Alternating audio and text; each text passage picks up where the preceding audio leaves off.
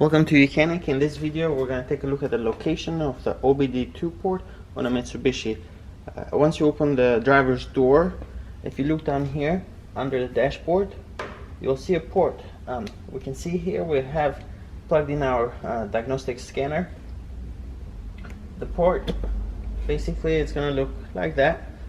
Pay attention, it's wider on one side and narrower on the other, so your connector can only go in one way. But you use this port to diagnose your check engine light, your ABS lights, your airbag warnings, and also communicate with the vehicle, look at live sensor data. Now how much you can do through that port is going to depend on the scanner that you're using. So if you're using a basic scanner, you might only be able to read the check engine light codes, but if you use a more advanced one, you'll be able to get to all the systems, or you might be able to also program different modules as well. But the port is located right down here. It's very simple to find. Thank you. Bye.